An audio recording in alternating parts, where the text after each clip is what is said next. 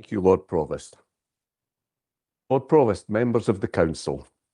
Item 2, Deputy Lord Provost, Deputy Convener of the Council.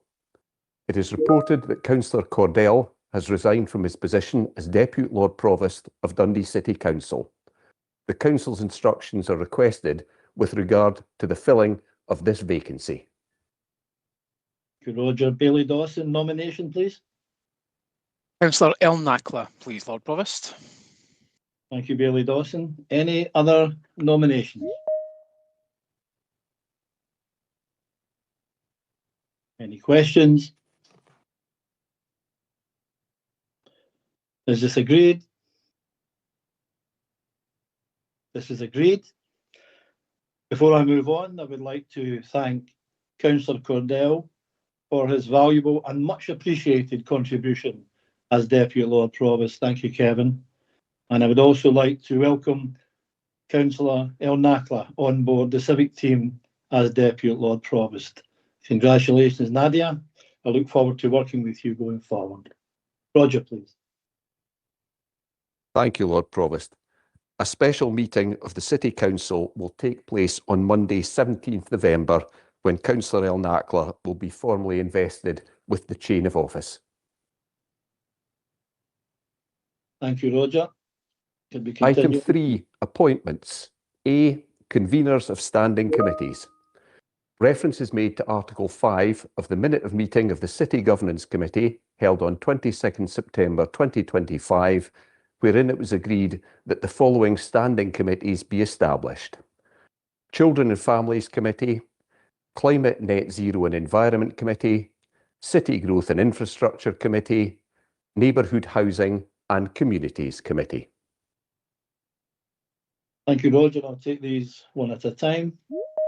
Bailey Dawson, nomination for convener of Children and Families Committee convener, please. Councillor Hunter, please, Lord Provost. Thank you, Bailey Dawson. Any other nomination? Any questions? Is this agreed? This is agreed. Congratulations, Councillor Hunter. Item 2, Climate, Net Zero and Environment Committee convener. Bailey Dawson, nomination, please. Councillor Anderson, please, Lord Provost. Thank you, Bailey Dawson. Any other nomination? Any questions? Is this agreed? This is agreed. Congratulations, Councillor Anderson. Bailey Dawson, City Growth, Infrastructure Committee convener. Nomination, please. Councillor Rome, please. Councillor Rome is a nomination for City Growth and Infrastructure Committee convener. Any other nominations? Any questions? Is this agreed? It's agreed. Congratulations, Councillor Rome.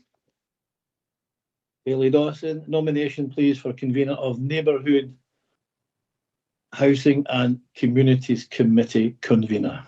Councillor Cordell. Thank you, Bailey Dawson. Any other nominations? Any questions? Is this agreed? This is agreed. Congratulations, Councillor Cordell. Item 5, Scrutiny and Audit Committee convener. Councillor McIrvin, please. Lord Provost, nominate Bailey Keenan. Thank you, Councillor McIrvin. Bailey Keenan is a nomination. Any other nominations? Any questions? Is this agreed? This is agreed. Congratulations, Bailey Keenan. Roger, please. Thank you, Lord Provost. Item B, Deputy Conveners of Standing Committees. Reference is made to Article 5 of the Minute of Meeting of the City Governance Committee held on 22nd September 2025, wherein it was agreed that the following standing committees be established: Children and Families, Climate, Net Zero and Environment, City Growth and Infrastructure, Neighbourhood Housing and Communities, Scrutiny and Audit. The Council's instructions are requested with regard to the filling of these vacancies. Thank you, Roger. I'll take these again 1 through 5. Bailey Dawson, nomination of Deputy Convener for Children and Families Committee. Councillor Smith, please. Thank you, Bailey Dawson. Are there any other nominations? Any questions? Is this agreed? It is agreed. Congratulations, Councillor Smith. Bailey Dawson, nomination for Deputy Convener for Climate, Net Zero and Environment Committee. Councillor Mills, please. Councillor Mills. Any other nomination? Any question? Is this agreed? It is agreed. Congratulations, Councillor Mills. Bailey Dawson, nomination for Deputy Convener for City Growth and Infrastructure Committee, please. Councillor Toland, please. Councillor Toland, thank you, Bailey Dawson. Any other nominations? Any questions? Is this agreed? This is agreed. Congratulations, Councillor Toland. Item 4, Bailey Dawson, looking for nomination for Neighbourhood, Housing and Communities Committee. Councillor Short, please. Councillor Short, thank you, Bailey Dawson. Any other nomination? Any questions? Is this agreed? It is agreed. Congratulations, Councillor Short. Item 5, nomination for Scrutiny and Audit Committee Deputy Convener. Councillor Coleman, please. Thank you, Lord Provost. I'd like to nominate Bailey McPherson. Thank you, Councillor Coleman. The nomination is Bailey McPherson. Any other nominations? Any questions? Is this agreed? This is agreed. Congratulations, Bailey McPherson. Roger, please. Thank you, Lord Provost. The final item of business: appointments and membership of standing committees, licensing board, local review body, ad hoc subcommittees and outside bodies. Reference is made to Articles 3 and 7 of the minute of meeting of the statutory meeting of the City Council held on 23rd May 2022 and Article 3 of the minute of meeting of the recess subcommittee held on 10th July 2023, wherein appointments the above were agreed. The Council's instructions are sought regarding any amendments which are to be made to the current list of appointments. Thank you, Roger. I see Bailey McPherson. Bailey McPherson, please. Yeah, thank you, Lord Provost. I just wish to make clear there are no changes to existing appointments as far as our own group is concerned. Thank you, Lord Provost. Thank you very much, Roger. Do you want to comment on that, or shall I proceed? Duly noted, with grateful thanks to Bailey McPherson, Lord Provost. Thank you, Roger. Councillor McIrvin, please. Thanks, Lord Provost. We'll get back with regards to once the group's met with regards to the list. Thank you very much. Councillor McIrvin. Roger, again, would you like to comment on that, please? Again, duly noted, with grateful thanks to Councillor McIrvin. Thank you, Roger. Any other questions on this? Okay, that is agreed, subject to Roger's comments there. I think that's the business, Roger, for City Council. That's correct, Lord Provost. Okay, thank you, everyone. Good evening. Thank you.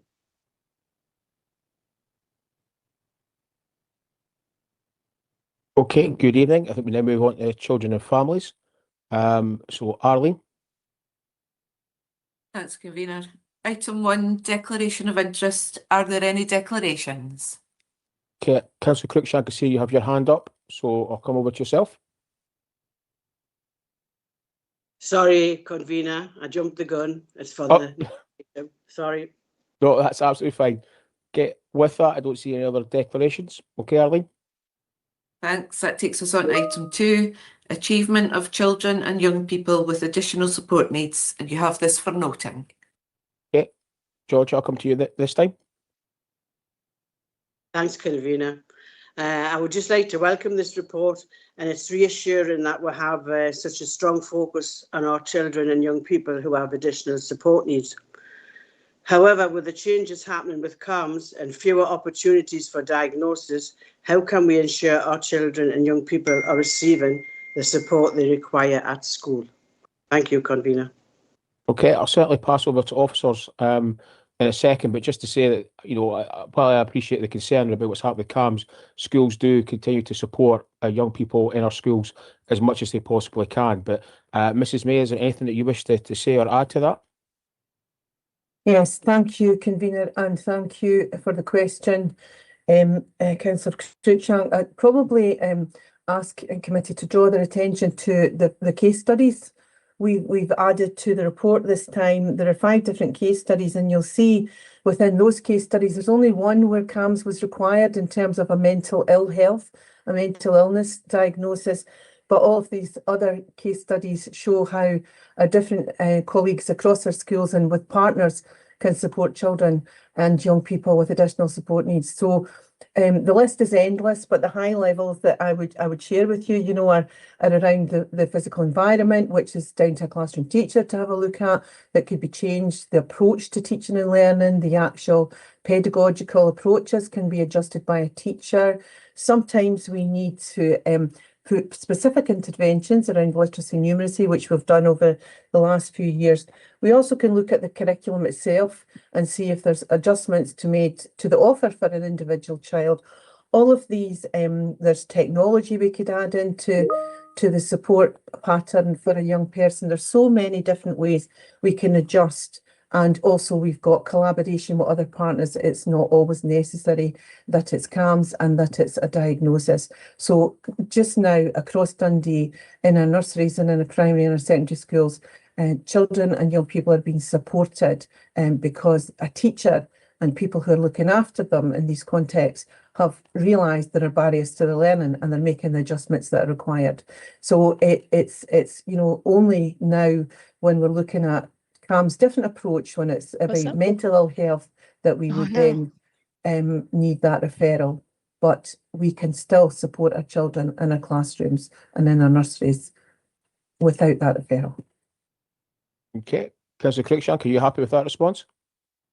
Very happy. Many thanks for your explanations. Thank you. Okay. Councillor Coleman, I think it was yourself that's next. Thank you, Mr. Convener. A comment and a question. Firstly, I would like to thank all teaching and support staff for the work they do and help in supporting our young people with additional support needs to thrive and succeed at school.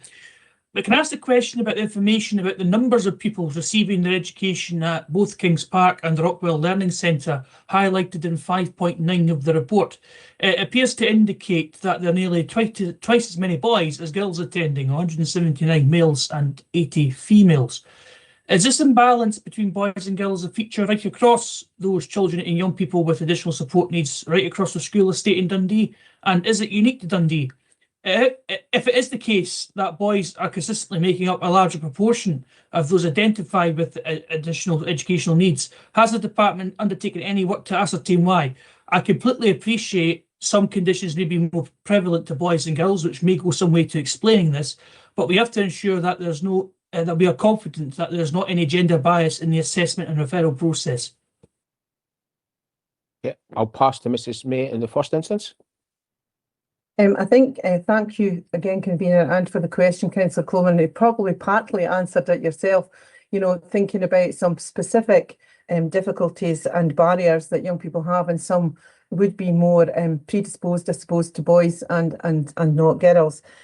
But in terms of that across the city and across the country, there probably is a slight imbalance there. I won't pretend that we've done a lot of work to delve into that, because one of the things that's most important is that we appreciate that every learner is unique and every child who has barriers to their learning needs to have individual plans, and these individual plans are obviously gender based when it comes to the individual child. So we would still want to continue that approach in terms of making sure that every child is treated as an individual and that we understand, the situation that's given rise to their additional support need and put plans in place to support that on an individual basis. But happy to look at our data and maybe come back with more information out with committee. Okay, you happy with that, Councillor Coleman? Yes, thank you very much. And indeed, Mrs. Mayor, I remember hearing it's GIRFEC, I believe, the appropriate acronym I've heard from you, Mr. Fleming. So thank you. Okay, no problem. Councillor Anderson. Yeah, just a very quick comment. It's a really impressive report. Pretty staggering that we have got 75 different home languages that we're accommodating in Dundee. That's impressive. That's a good statistic. And I just really wanted to say the case studies were very powerful. I'm very glad you include them in this report because they bring to life some of those numbers, and some of those case studies were very moving. So I enjoyed reading the report. Thanks very much. No, thank you for that, and thank you for your comments. I don't see anybody else wishing to come in, so can this report be agreed? Seeing nods, so thank you. Okay, Arlene? Thanks, Convener. Just to say that external members of committee will leave at this point. And then we'll move on to item 3, our promise 2023 to 26 annual update. You're asked to agree the recommendations. Okay, Councillor Cruikshank, I see you've got your hand up again, so I'll come back to yourself. Thanks, Convener. Overall, a very good positive report, and it's good to see Dundee is improving against the national picture in many of these measures. The report makes a point out that the outcomes for children and young people on CSOs and in kinship are still the poorest results. So can you tell me what we're doing to improve that situation for those particular children and families? Thank you. Okay, I think Mr. Lloyd, I'll come to yourself. I think that's the best officer quota. So Glenn.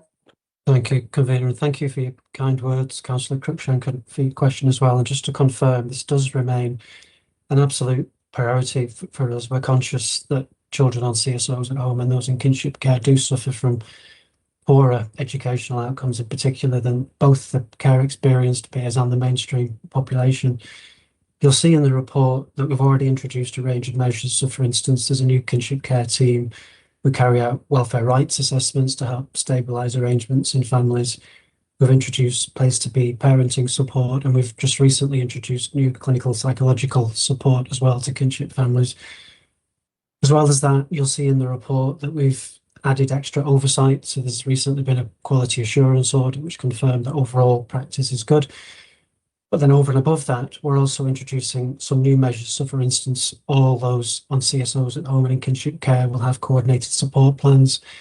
There'll be a priority for targeted support from mentors. And when we introduce more flexible working arrangements for the children's social work team, they'll be prioritised in relation to evening and weekend support. All of that's obviously designed to both stabilise placements and, as I say, to improve educational outcomes in terms of attendance and attainment. We'll monitor all of that and we'll continue to report on all of that as well. So hopefully that answers your questions, Councillor Cruikshank. Okay, you happy with that, Georgia? Yes, and thank you very much for the explanation. Thank you. Okay, Councillor Crichton, you're next on my list. Thank you, Convener. Well, welcoming the progress with the delivery of our promise. The financial implications at 3.1 are concerning, particularly around the measures to review the staffing structure and vacant posts.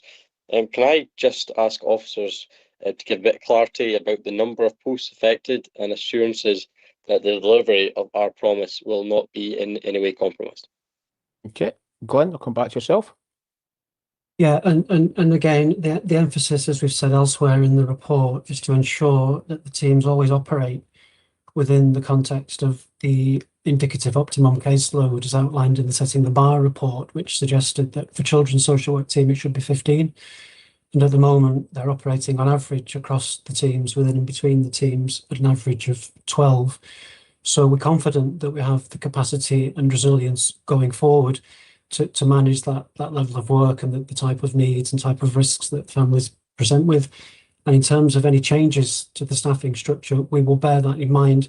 And where there are any risks, we will ensure, Michael, that there are contingencies in place to mitigate those risks. We're also, as you'll see elsewhere in the report, carrying out a review of commission services, and we're confident that the end result of that will enhance support. So again, any review of the staffing structure won't compromise the nature and quality of support that families receive. Okay, Councillor Crichton, you happy with that response? Yeah, I really appreciate that response. And just a comment, Convener, just on process of committee. I don't want any ill feeling, but just if you could advise if members could use the chat, it's just like, I know Councillor Cruikshank doesn't mean it, but putting your arm up and stuff. I don't mind Councillor Cruikshank on this occasion going first, but it's just in terms of process, using the Teams function, I think going forward. But yeah, that's all I've got to say.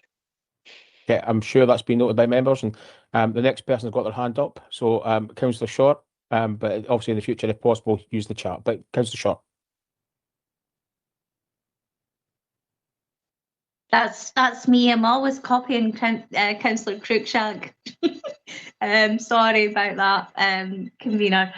I think I'm right in saying that this is Care Experience Week. I actually met one of the members of the Oversight Board last week in Glasgow, and I was really excited to see them, and I said I would share the report.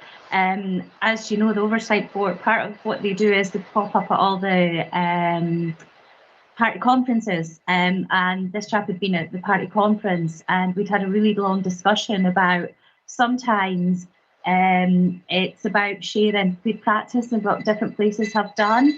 And I was really keen to share what we've done, because as we say, there's a lot of really good things in there, and never a case of standing on your laurels. But advocacy is so important. So if we can advocate not just for the children in Dundee, but the children right across Scotland by sharing our learnings and our successes with someone from the Oversight Board, I think that's really opportune. And I'd like to thank all of the staff and everybody involved on behalf of delivering on the promise. And I just hope that we can continue to go from strength to strength, because I think we all know that it's a really important part of our role as what used to be corporate parents, but now it's just really much being those voices that are there to speak up to everybody on behalf of everyone. So thank you. Okay, thank you. I'm not sure there was a question there for officers, just more a comment. So thank you for your comment, and I think that's been noted, and I'm sure officers will take it on board as well. But with that, I don't see anybody else wishing to come in. So is that report agreed? Agreed. Okay, and I think that's the Children and Families Committee for this evening. Thank you, everybody.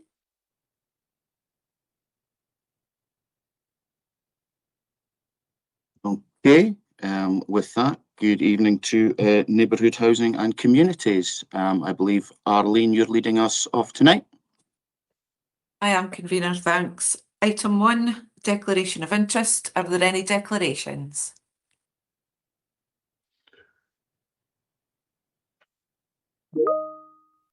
I see no declarations. So, Arlene, the next item, please. Sorry, Councillor Scullin's put in the chat.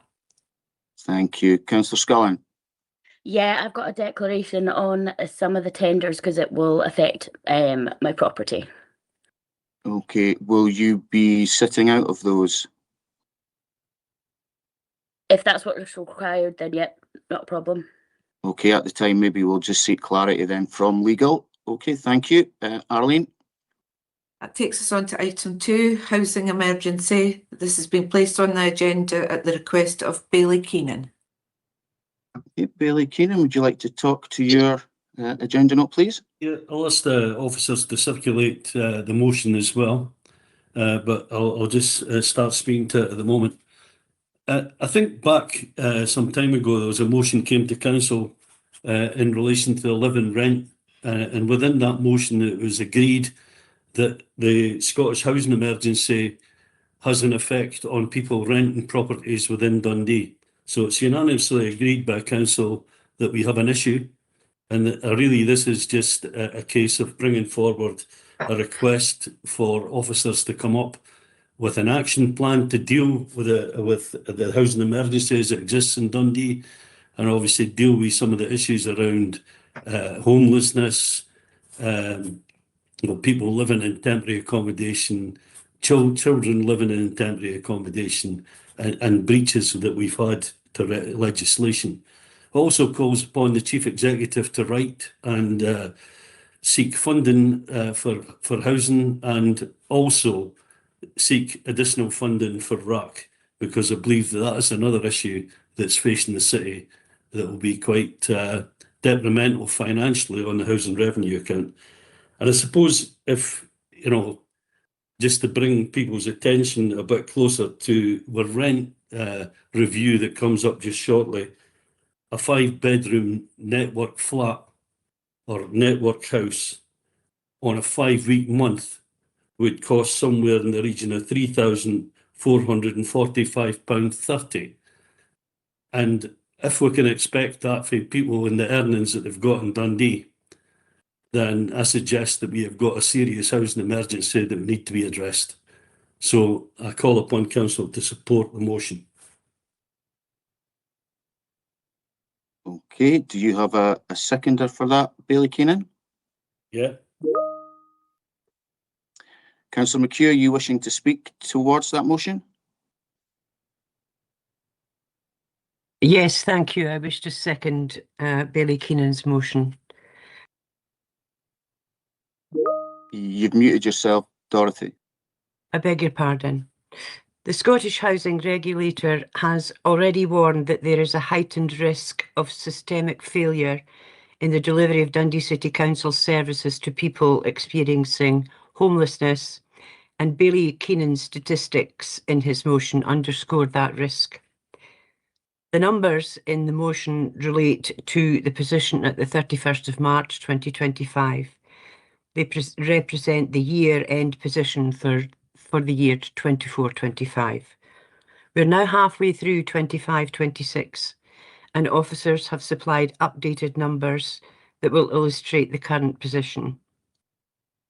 Homeless applications totalled 828 for 24-25. We are already at 807 for the half year to September 2025.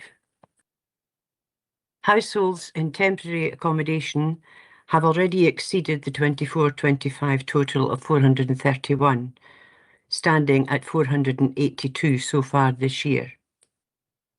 There were 227 children living in temporary accommodation at the end of 24-25. So far this year, that number stands at 211 halfway through the year. The Council breached the unsuitable accommodation order a total of 270 times last year. For the first half year to the end of September 2025, they have breached this order 182 times. And here's an extra very relevant statistic relating to the number of empty homes. There were 246 voids across the city at the end of September.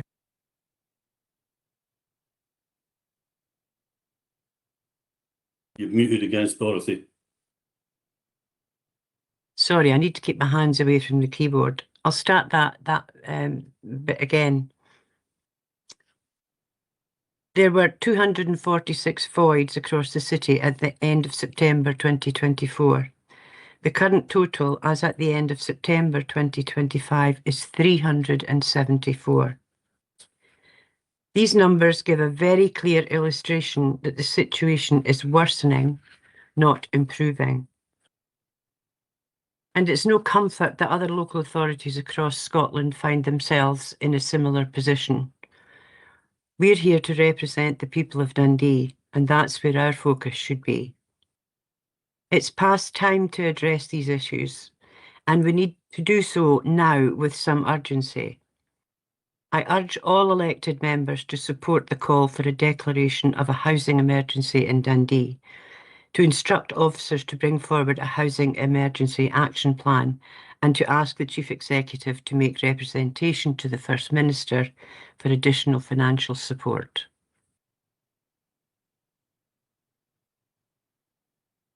Thank you, Councillor McHugh. Bailey McPherson. Thanks, Convener. Just to say that our group will be supportive of the Labour Group's motion tonight. We've consistently taken the view, as to be fair, as the Labour Group, that there is a need to declare a housing emergency in the city. Indeed, the Scottish Parliament, back in May 2024, accepted there was a housing emergency across the whole of Scotland. And in fact, already 13 other local authorities have declared local housing emergencies.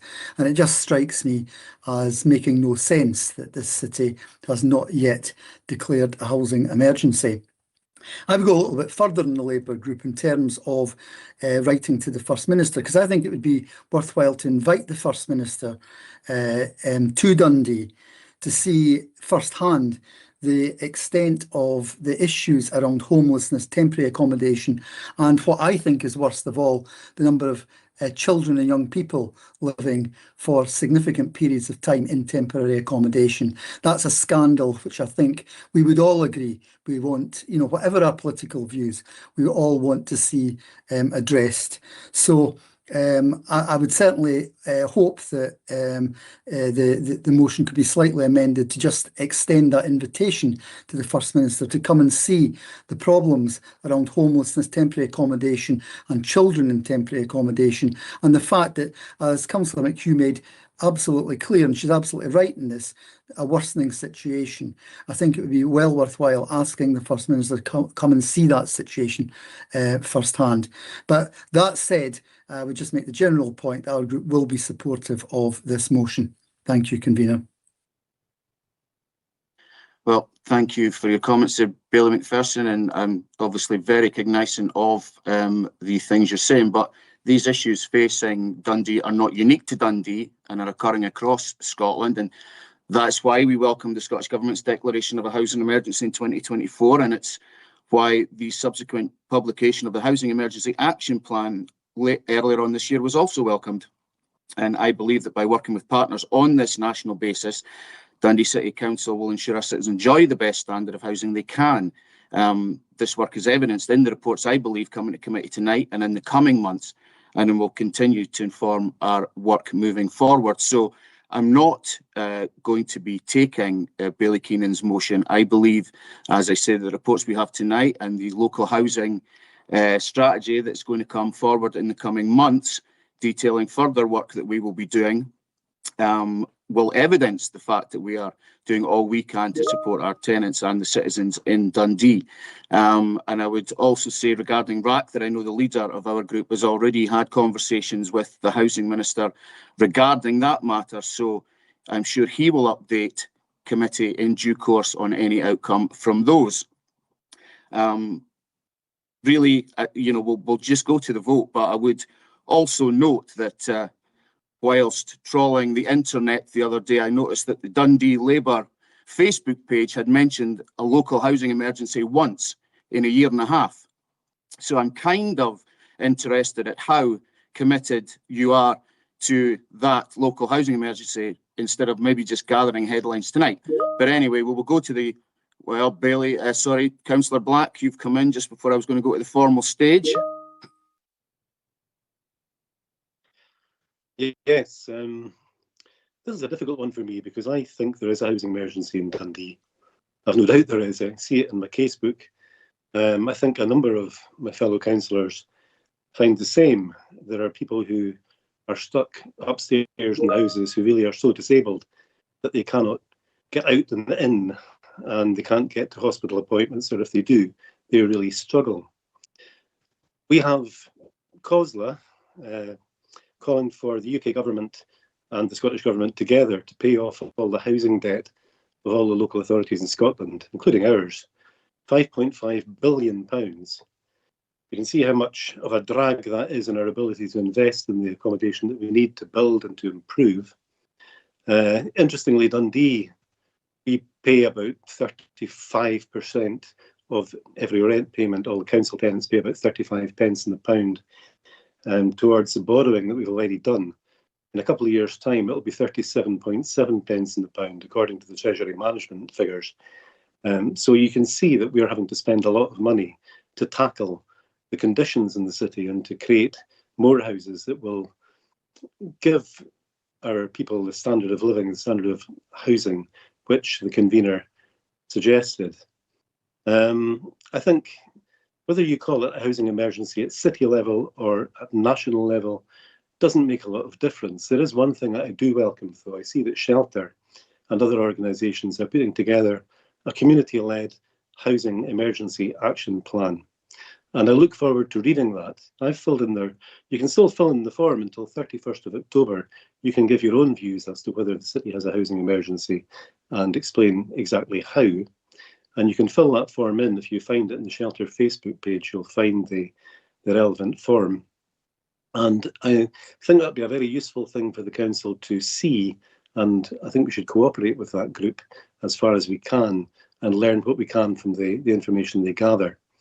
But it's a serious situation. Convener, I'll be supporting you tonight as I have to and as I should. And so, yes, I'll be supporting you in this vote when you call it. Thank you, Councillor Black. Councillor Scullin?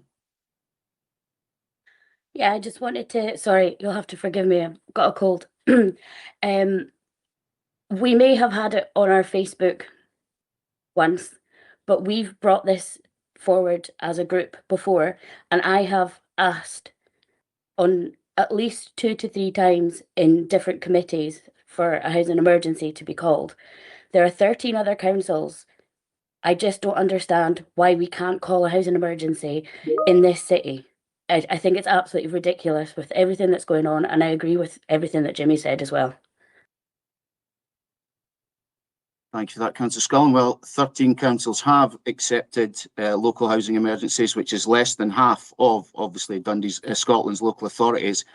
And I do note that there hasn't been a local authority declared a local housing emergency for a year, because I believe the Scottish Government has declared one.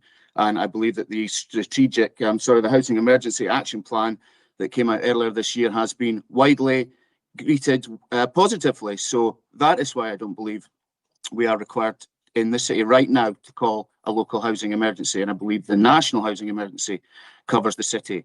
And as I say, we've got reports tonight and reports coming up in the future months that will highlight the work we are doing. So I'm going to have Councillor McHugh, please.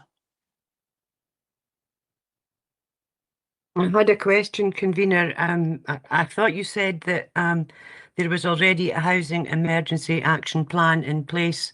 Did you mean the national housing emergency action plan, not a local one?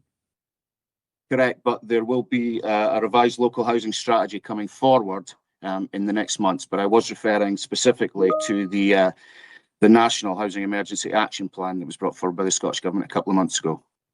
Thank you. Okay, I'll see that Councillor Short is going to second myself. Councillor Shear. Thanks very much. I think it's quite telling that your own members think there's an emergency. If we wanted headlines, we'd put out a press release and do nothing about this in council. The truth is we don't need the headlines, because every other day in the telly, there's a headline, someone with a housing issue. There is an emergency here, Convener. I think the only reason you're blocking this is party pride and to avoid the negative headlines, but it doesn't need to be party political. It doesn't need to be headlines, positive press, negative press. Every single member in this chamber knows there is an issue with housing. The figures that Councillor McHugh has put forward shows whatever we have in place isn't working. And that's with a massive overspend as well, which we'll be getting onto on item 6. So why can't we just have an emergency, get a proper plan together? Because it's not working. It doesn't matter if the Scottish Government said one, 13 other councils have said one, but Dundee hasn't, so we're doing better. It's not about that. Something needs to change with housing in this city. It's a growing issue. It's getting worse. It doesn't need to be party political. We're here as a council made up of all different parties, all different political persuasions. Even within our own parties, we have disagreements and different political views. I think the one thing every single one of us can agree on is that housing is the biggest issue in this city. I can't understand why the administration keeps blocking calling for an housing emergency. The only thing I can think of is pride. So I'll ask you to change your mind. I don't think you will, but we'll be coming back again in a few months with a housing emergency, because something needs to change. Thank you, Councillor Shears. Bailey Keenan, you're wishing to sum up, but I'm going to let Councillor Sawyer, Bailey Sawyer's in to make a comment, and then after that, Bailey Keenan to sum up.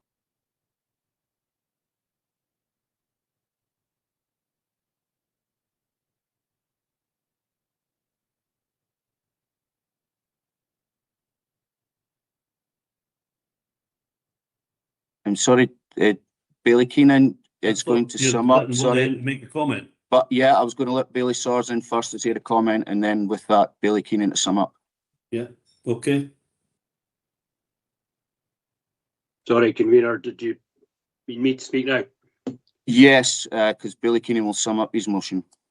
Okay, thanks. I'm just going to be very brief. I'll expand slightly, but I'll mention two words to start, and these are bedroom and tax. I think we all know what that is. It's been about for a hell of a long time. It's been about for so long, in fact, that the Secretary of State for Scotland at the time it was introduced was a Liberal. So that shows you how long ago that was. And this is just something that's hung around the necks of every local authority in Scotland for the past 12 years or so, I believe, 12 or 13 years. We've had a Liberal Democrat Tory administration that brought it in, we've had a Tory administration that kept it, and we've a Labour administration that's refused to do anything about it. So if people are going to, bounce up and down and talk about housing emergencies, maybe they want to look at some of the root causes. And if the Scottish Government didn't have to spend millions and millions of pounds in ameliorating and mitigating Westminster policy, then maybe we'd be in a bit of a better position. So, let's look at where we're at and why we've got to where we're at. And that's because of pretty horrendous policies emanating from Westminster if the Labour government can't even take away the two-child cap, let's just not have hypocrisy from folk throwing about the word emergency because they think they'll get a headline in the paper tomorrow. Thank you, Convener. Thank you, Bailey Swords. Bailey Keenan. Okay.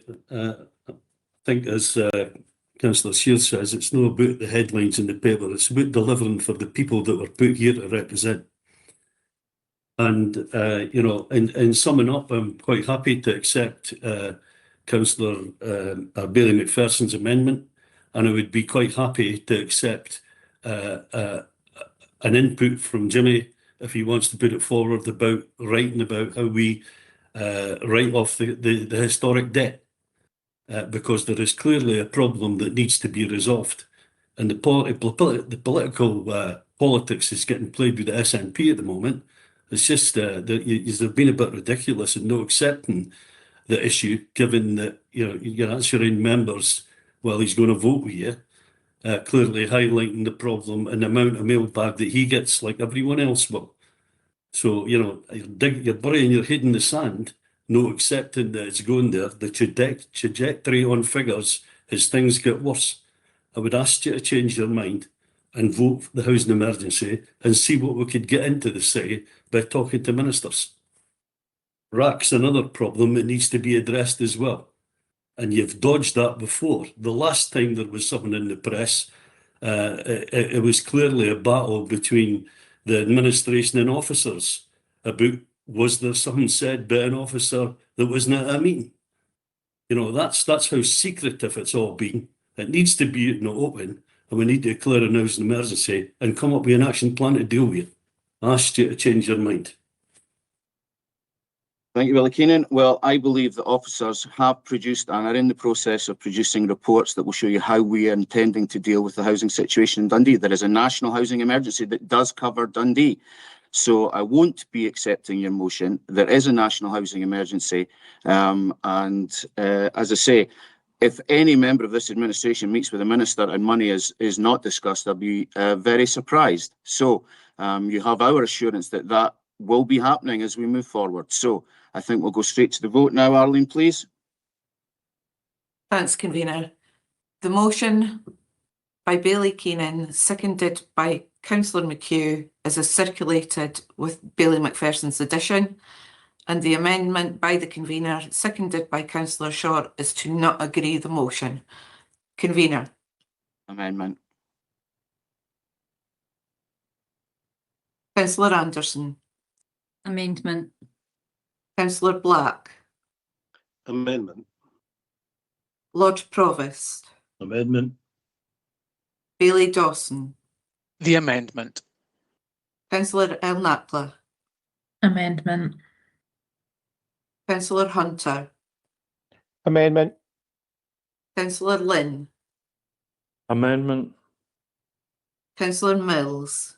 Amendment. Councillor Rome. The amendment. Bailey Sawers. Amendment. Councillor Short. The amendment, please. Councillor Smith. Amendment. Councillor Toland. Amendment, please. Bailey Keenan. Motion. Councillor Cruikshank. Motion. Councillor Finnegan. Motion. Councillor McHugh. Motion. Councillor McIrvin. Motion. Councillor Scullin. The motion. Councillor Shears. Motion, please. Bailey McPherson. The motion. Councillor Coleman. Motion. Councillor Crichton. Motion. Councillor Duncan. Motion. Bailey Roberts. Motion. Bailey Scott. Motion. So that's 13 for the motion and 14 for the amendment. So the amendment is carried. Thank you, Arlene. If you could take us on to the next item, please. Thank you. Item 3, recognition of Western Gateway Community as a neighbourhood representative structure. You have this for noting. Thank you. I'm sure we would welcome this and look forward to dealing with the Western Gateway community in this more formal manner. Are there any questions regarding this? So can this be noted? Thank you. Thank you, Arlene. Item 4, Dundee Strategic Housing Investment Plan 2026 to 2031. You have this for approval. Thank you. I'm just going to open this one up to questions first of all.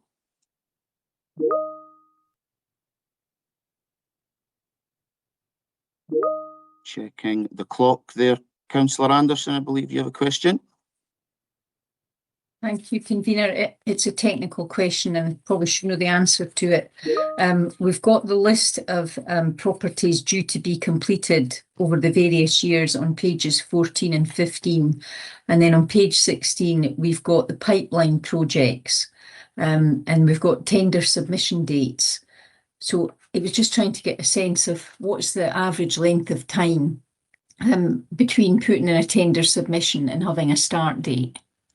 So it's just a technical question for the officers to get a sense of how quickly some of those pipeline projects could come in. Thank you, Councillor Anderson. I would remind councillors that technical questions should be asked of officers before to help them prepare. Thank you. I'm going to bring Louise in, please. Yeah, no, thank you for the question, Councillor Anderson.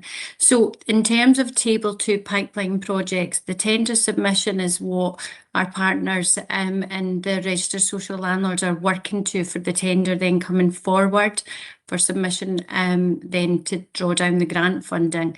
So the dates or the years that are within the table are the dates that they are working to. In terms of the average length of time, I would need to seek further information from partners to be able to confirm that. I'm happy to receive that in writing. Thanks for. Okay, thank you. Councillor McHugh. Thank you. The two tables on pages 8 and 9 of this plan list the housing programme between 2026 and 2028. Although I note we have start dates from 2024 and completion dates of 2029 and 30 included. What interested me particularly is that Dundee City Council is listed as the developer, but only 24 of the 739 units for social rent over the period of this plan. These are the houses in Blackness Road, scheduled for completion in June 2027. There is no other council housing in this plan. Does this herald the end of council house building in Dundee?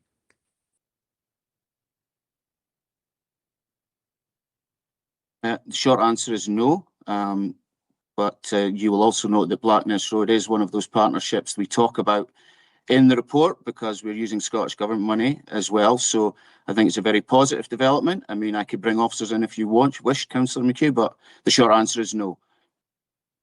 Is that okay?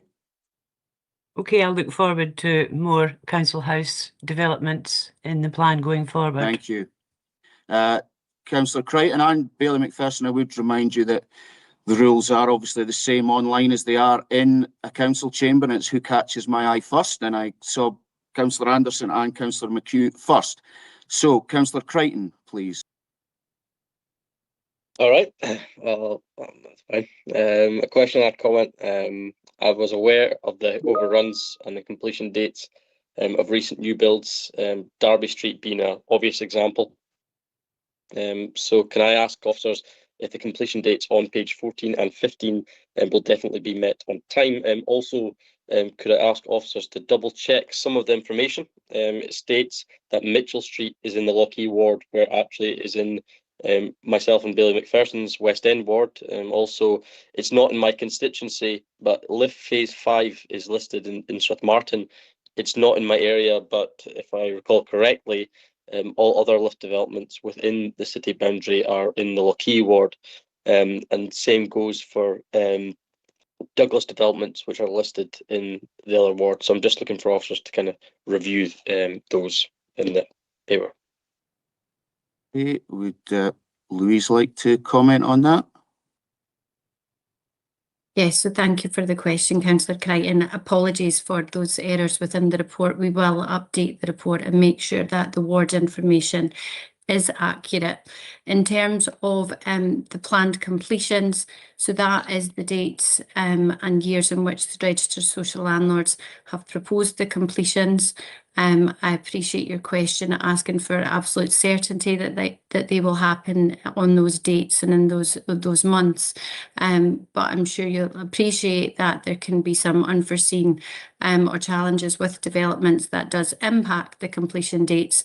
But I know that registered social landlords are working to those completion dates with that caveat noted.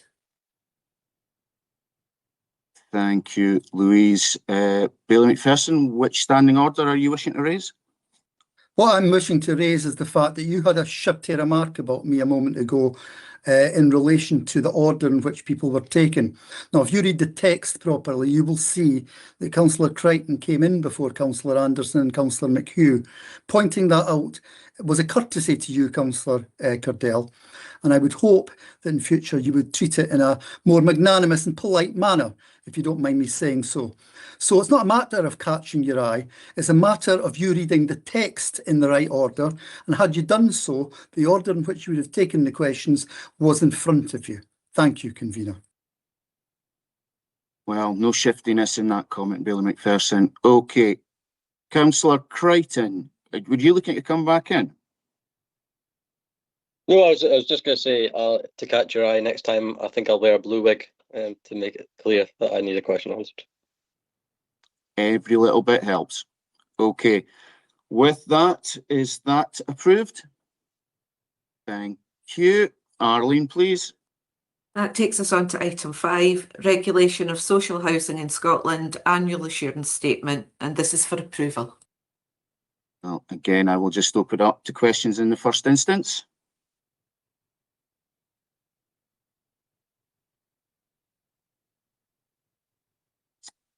I see no questions or comments, so is that approved? Thank you. Arlene, please. Item 6, Review of Rents and Other Charges, and this is for approval. I suspect there may be comments on this one, so right, I see Councillor Shears, you will be looking to put forward an amendment, so maybe we could have that circulated around members, and then Bailey McPherson followed by Councillors McHugh and Bailey Scott. Okay, Convener. I have a question regarding the hardship fund that's mentioned at 7.4, but if I could just make my comment first of all. First of all, I would like to thank the officers for the briefing that took place last week. I think that was helpful. I think the general consensus I felt was that everybody agreed that the amount of the increase this year is particularly high. Shockingly high in my view at 8%, particularly if you add in the increase for shelter tenants, and particularly bearing in mind that over the previous 5 years, the total of these 5 years was 14%. So we're seeing half as much again over one financial year, 2026-27. There are a number of things that were discussed at the briefing which I felt were useful. For example, trying to continue to speed up relets, I think would help the situation in terms of the finances affecting the rents. However, my specific question with regard to 7.4 and the hardship fund is, the report correctly identifies that that has been fully utilised. It's currently £500,000. And I'm just really wondering if officers feel there may be scope, given the level of the proposed increase, 8% or above, for 26-27, if there might be scope to increase this going forward, because I feel, given the level of the increase, it may well be needed. Thank you, Billy McPherson. Louise, would you like to come in on that one? Yep, and thank you for the question, Billy McPherson. So based on the budget that's been put forward to members in terms of the hardship fund, there isn't scope within the baseline budget to look at increasing this at this stage.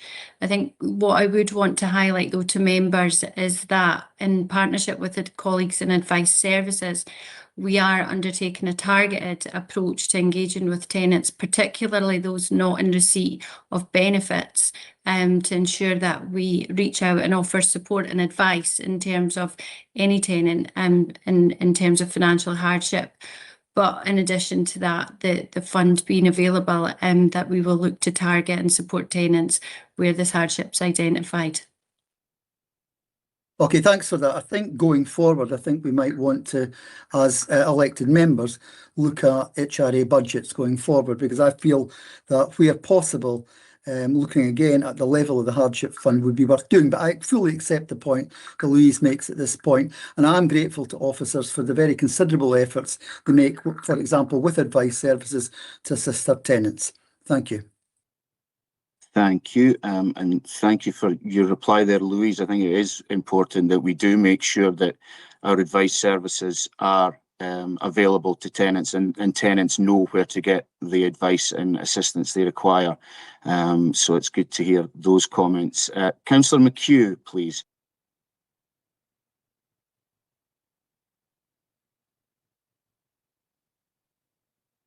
I have two questions, if I may, convener.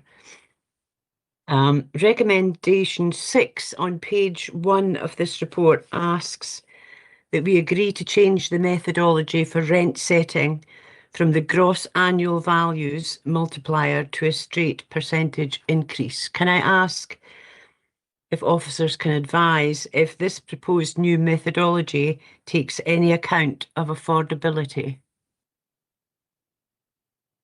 Well, it's to make things easier for tenants to understand fundamentally, but I'll let Louise Butcher in, please. Yes, thank you for that. In terms of the change in methodology, as set out within the briefing, part of the reason, the main reason around this is around transparency, given that there is minor changes in terms of the actual percentage then actually applied. So what this change allows us to do, and allows for tenants, is for them to directly see the straight percentage increase as applied to the rent increase. As though reflected earlier, affordability is absolutely something that we're targeting with our tenants, to engage with them and to provide that support and advice, not only in terms of the hardship fund, but around that wider financial assessment and supports that advice services provide.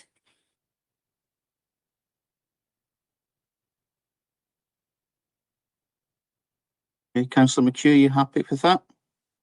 Thank you. I think I understand that to mean that the affordability is not considered when we're setting the rate of increase. But I have a second question. Section 9.2 of the report details the statutory obligations for consulting tenants on rent increases. This section comes from the Housing Scotland Act 2001, Section 25, and is headed Increase in Rent or Charges, and sets out at subsection 4A that the landlord must consult affected tenants on any proposed increase in rent or charges.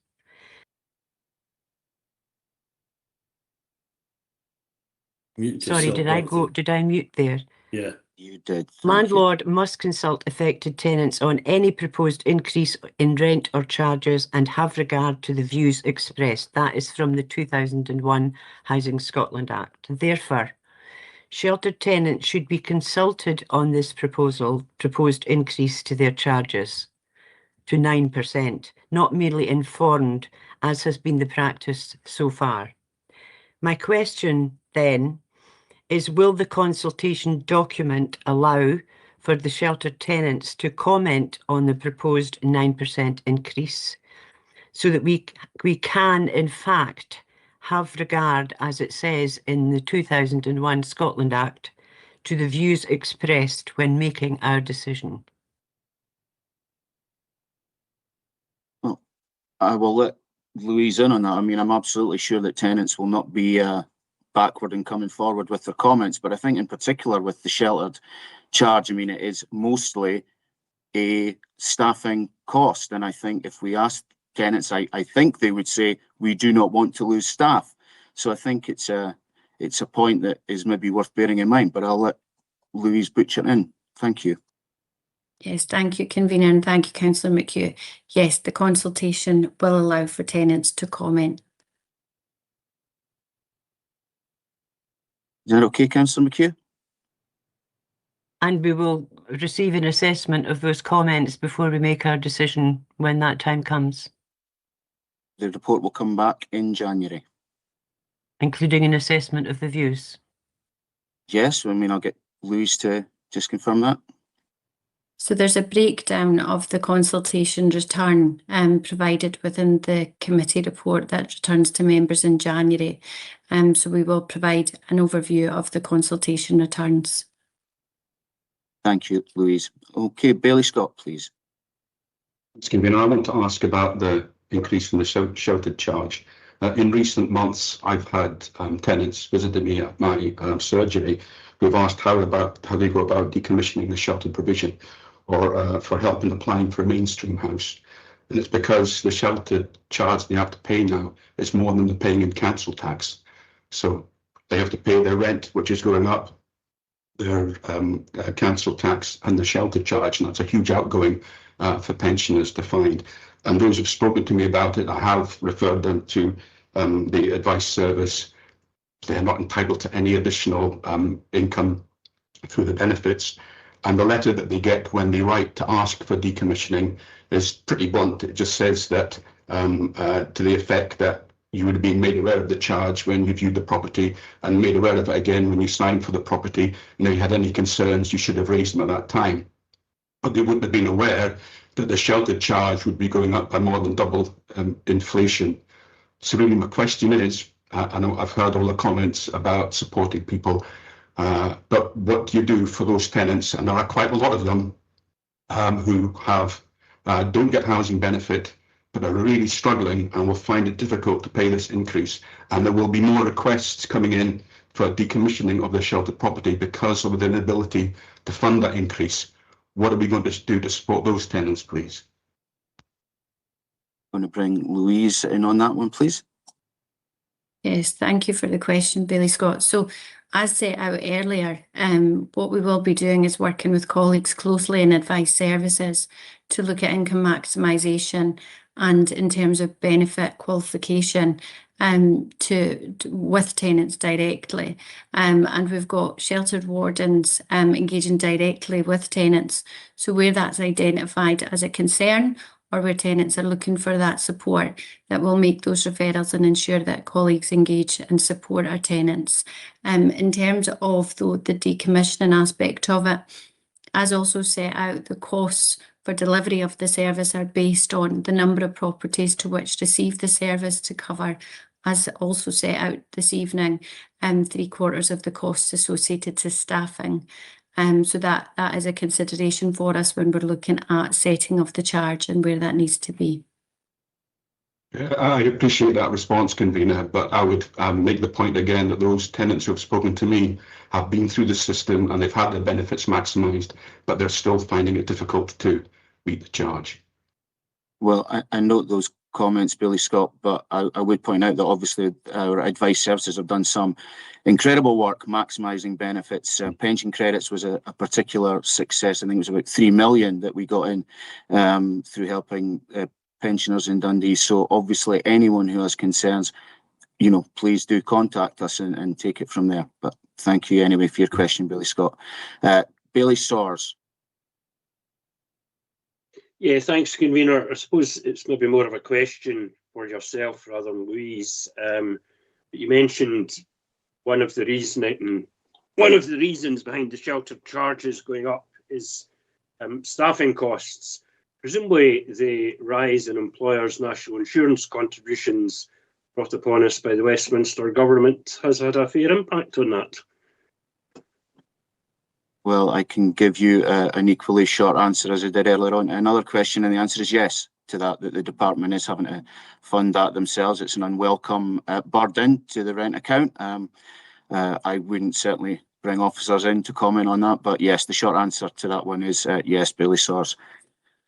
Councillor Rome.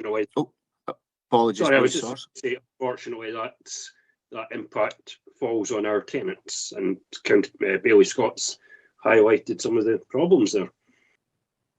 That is correct. Thank you. Councillor Rome, please. And Councillor Rome will be the last question. Thank you, convener, and I'm sure everyone will be glad to hear it's a fairly brief contribution, given that Bailey Sawyers has just said a large part of what I was intending on saying. But what I'd also say is I was at the same briefing that Billy McPherson and indeed others of other groups and the administration group were also at, and I found it extremely helpful that officers went through and explained in detail all the issues that were affecting these proposed increases. And I think, as it's been said before, we're all cognizant of the level of increase and how difficult that's going to be for some people. But, and again, as has been addressed, a lot of this has been unforeseen. The national insurance contribution rising, extremely high inflation. But I would also like to point out what Section 5 says, which is that the level of average increase, in terms of Dundee's increase versus other local authorities has been below the average for some time. And also just to point out the necessity to have a balanced budget for the HRA. So I don't think anyone's putting these increases forward lightly, but it's a victim of circumstance. So I think we all understand where we are now. But once again, grateful to officers for taking us through the figures during that briefing. No, thank you for those comments, Councillor Roman. You are, of course, correct that the HRA is responsible for raising its own funds, and that obviously puts us in this position with projected lower increases in the coming years for tenants as laid out in the report. So, going back to Councillor Shears, we have not forgotten about you, Councillor Shears, and I've looked at your amendment and have no issue with accepting that. I don't know if you wish to speak to it, however. I'm grateful for you accepting it. I'd just like to kind of put my reason in why we've put it in. I think it's about transparency and honesty. For the council to be in a position where we're asking tenants to pay an 8% increase, I think it's only fair that we let tenants know why that is the case, which is well detailed in item 5. Because I think what needs to be clear to tenants is this increase is basically coming because the budget that was set has not been stuck to. A massive overspend, £9.3 million, 22, 23 to 24, 25, 2.7 forecast. And I think a lot of tenants will look at that and think, well, what am I getting for that? As we discussed earlier in the housing emergency, it's not very much. Yep, national insurance absolutely plays a part, and I think the Labour group has never hidden away from that. But I do think we need the whole picture out to tenants, because although these papers are available, we need to be honest, most people in this city aren't coming out looking for council papers. So I think it's only fair that we give them that there.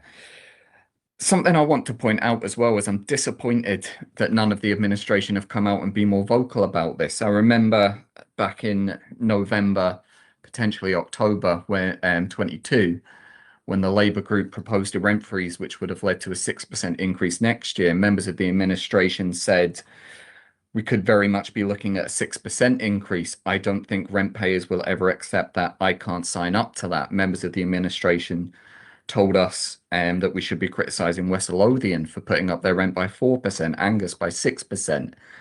And now we have 8% due to a massive overspend, a huge overspend, £12 million projected over 3 years. And we've had silence. Bailey Sawyer's talked about hypocrisy. I think there's a bit of hypocrisy there.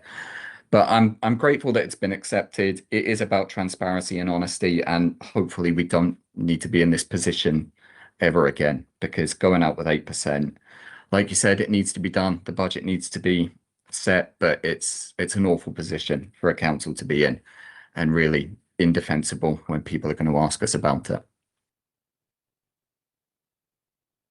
Thank you, Councillor Shears. And with that, is this report agreed? Thank you. Arlene, if you could take us on, please. Okay, that takes us on to item 7, Rapid Rehousing Transition Plan, Review of 24-25. You have this for noting. I will open this report up for questions in the first instance. I see Councillor Coleman, followed by Councillor McHugh, please. Thank you, Mr. Convener. The information at 4.10 about Housing First is interesting, and it is really reassuring to read that there have been no evictions whatsoever from Housing First tenancies. The report says the project has the capacity to support 84 tenancies. How many is it currently supporting? And given what is clearly a successful project, is there any possibility of increasing the number of tenancies Housing First can support in the future? Thank you. I'll bring Louise in first of all, please. Yeah, thank you for the question, Councillor Coleman. If you let me just double check the number that are currently being supported. My understanding is that the service is delivered at capacity, but if you could let me check, and I'll come back to members with that information. Thank you.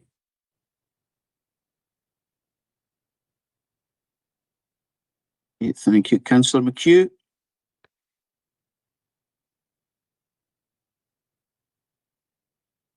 You're mute. Sorry, Dorothy. Sorry, that's the third time tonight. I beg your pardon. The statistics in section 4.9 of this report underscore the stark reality of the housing emergency this city faces, although the SNP administration disagree that it does.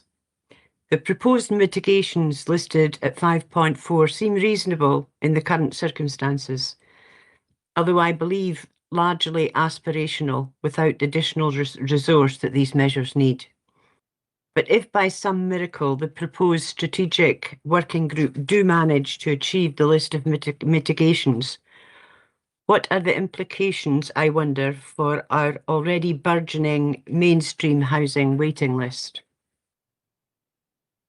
Homelessness breeds despair and shames us all. It must be tackled. But if we increase the quota to 75% of all lets to homeless people, that leaves 25% of lets for families already living in housing that doesn't meet their needs. Those constituents who crowd our mailboxes week on week. How do we as elected members respond to the very real need and give them some degree of hope of securing adequate housing, considering that the administration have tonight voted down the declaration of a housing emergency in our city?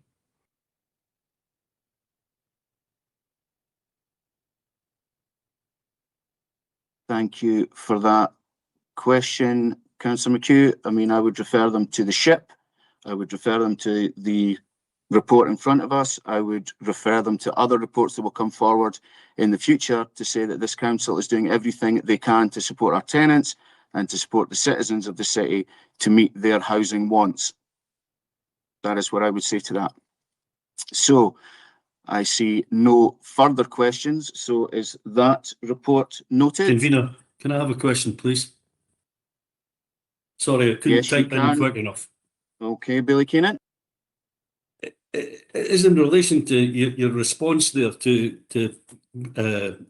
Councillor McHugh, where you'll refer them to every other, the ship and what's going to be built. Can you tell me how we can build that in to the detail that we give out to people who are on the waiting list, who might be waiting for the next 120 years for a house?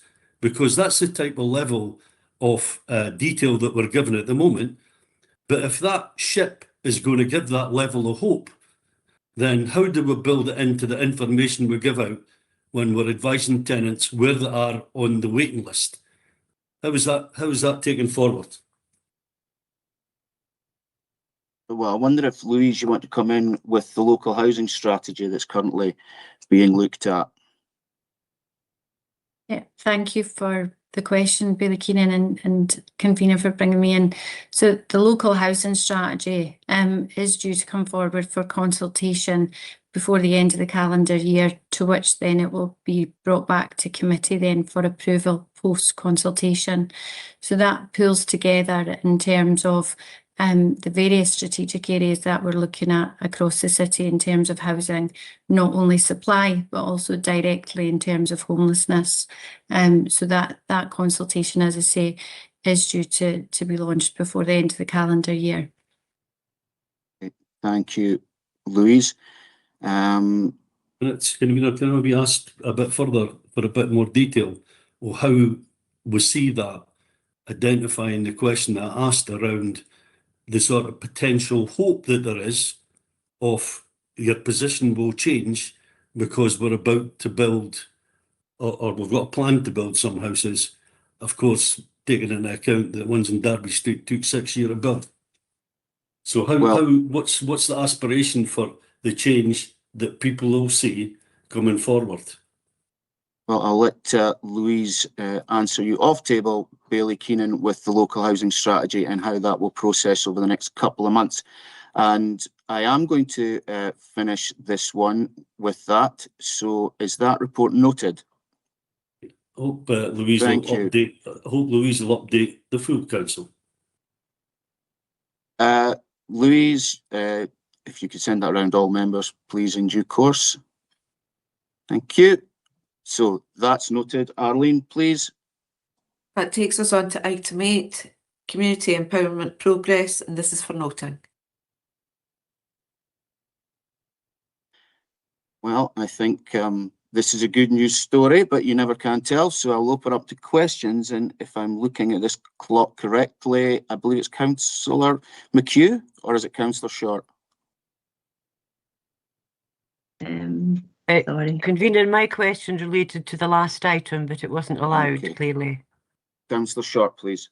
I had come in for that as well, but also keen to talk about this one. Obviously, PB, which I'll just short call it because I struggle sometimes with the first word, has been always really incredibly successful across the council, and it's really good to see that happening again, and a lot of real good things happening across the city.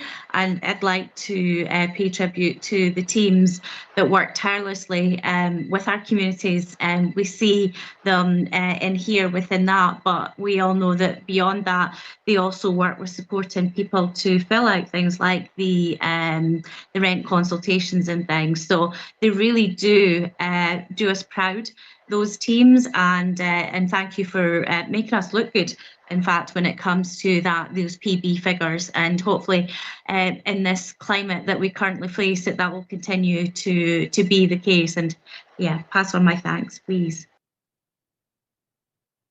Thank you, Councillor Short. I would sure we would all echo those comments and thank the staff for the work they did maybe through Mr. Boyle, if he's on the call, if he could feed down to staff our thanks for the work they've done on this project. Thank you.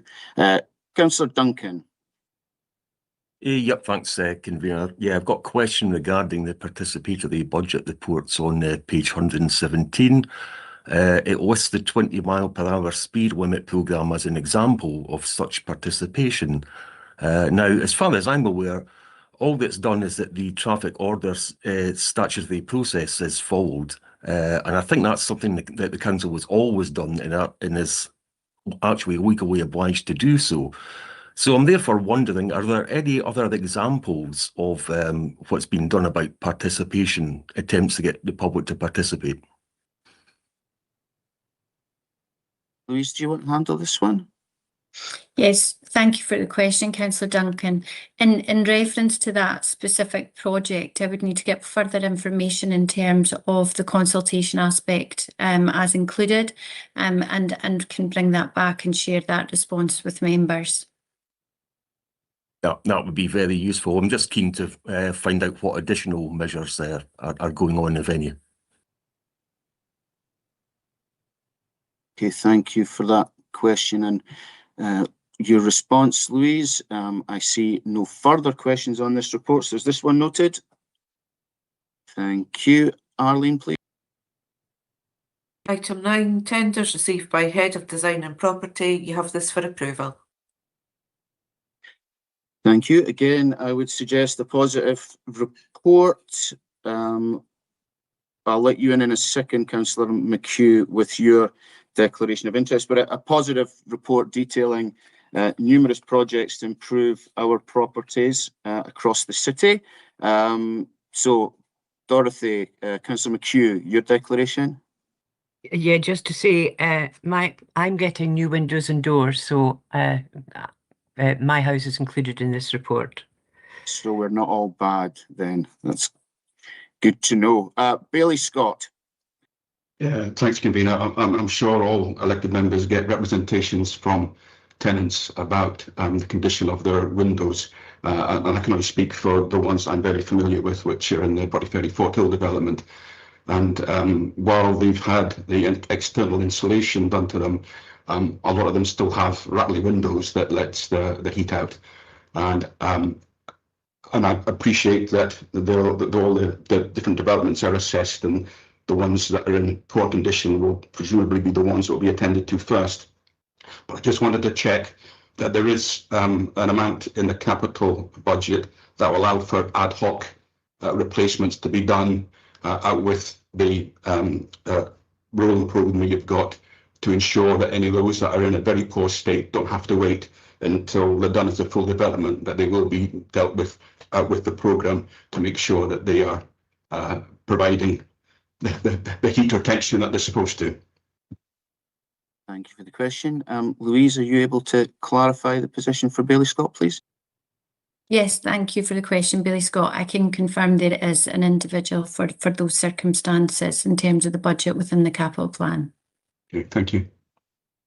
Okay, thank you for the question and your reply there, Louise. I see no further questions, so with that, is this report approved? Thank you. I believe that is the business. Thank you.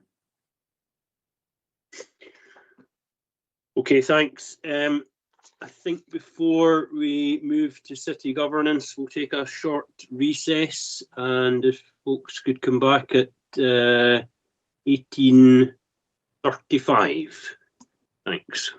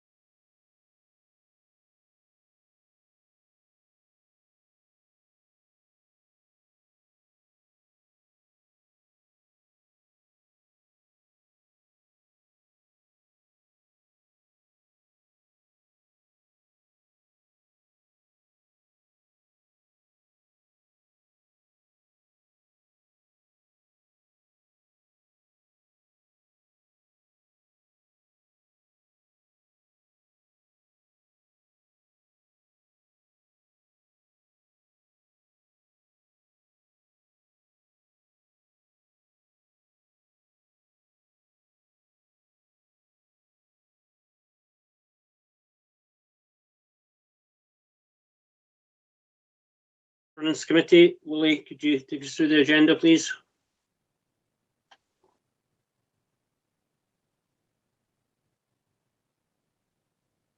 Okay, thanks very much, Convener. Firstly, are there any declarations of interest?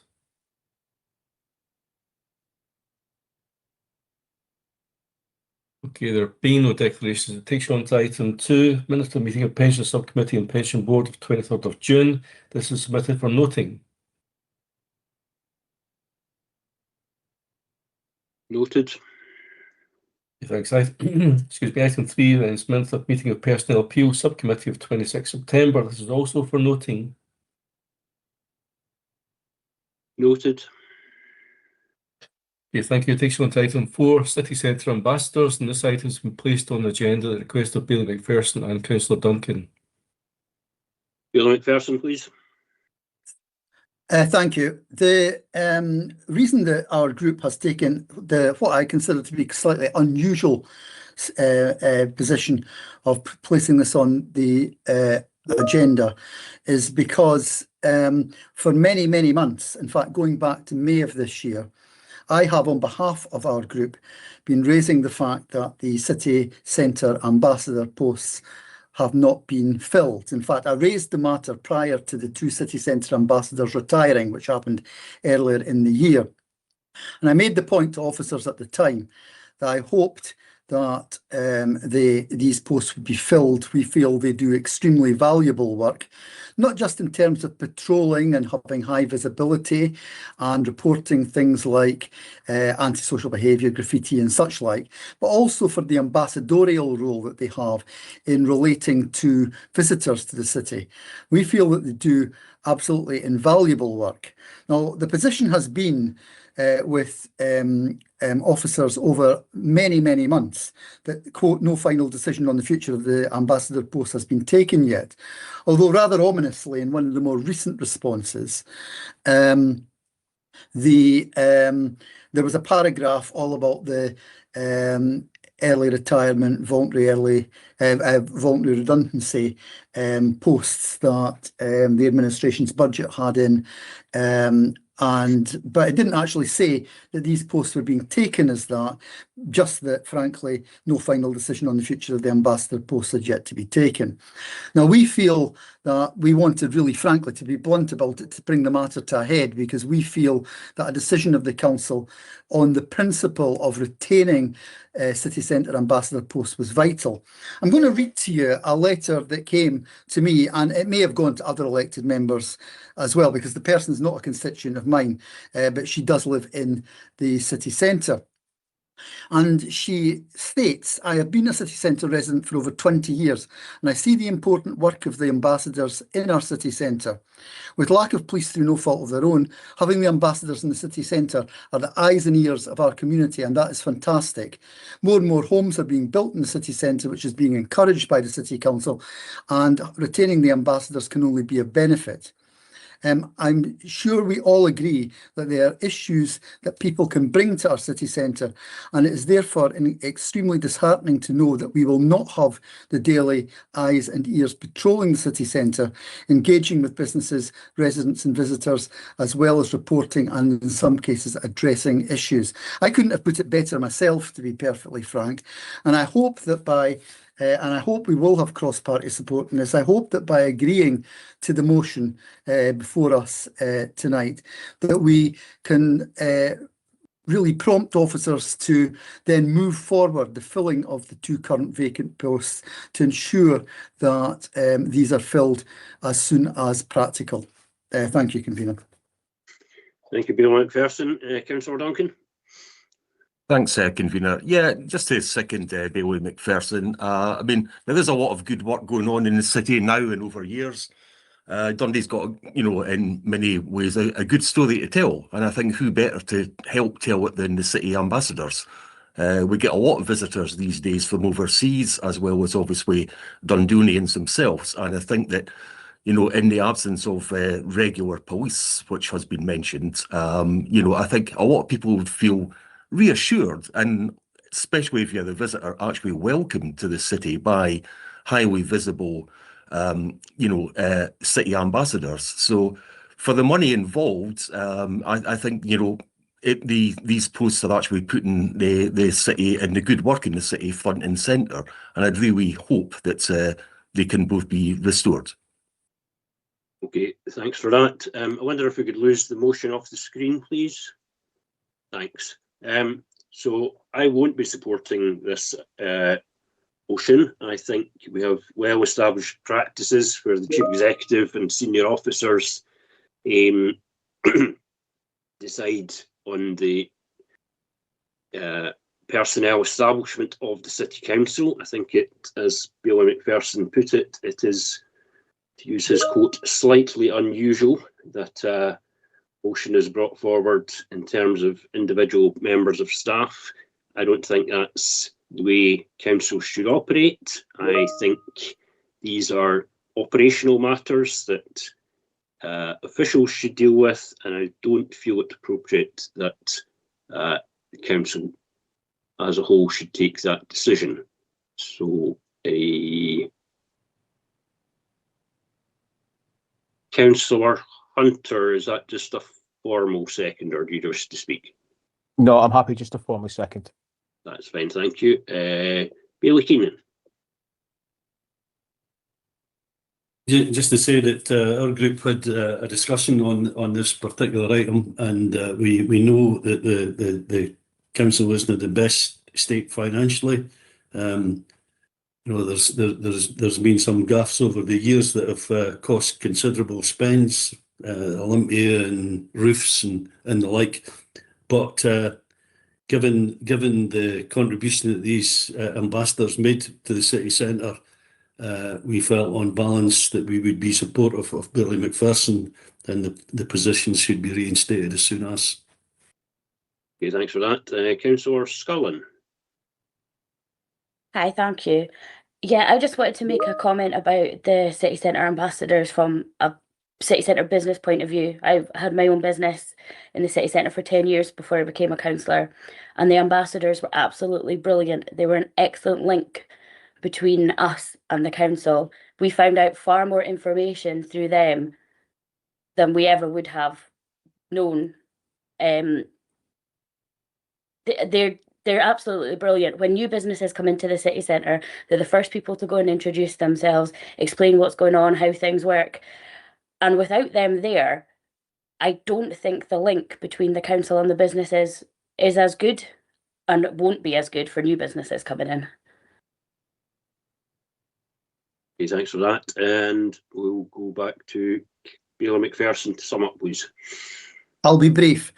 The fundamental point is, yes, it is unusual and it is an operational matter, but it's dragged on for 6 months. 6 months, continual emails, backwards and forwards to officers, and no decision on the part of officers.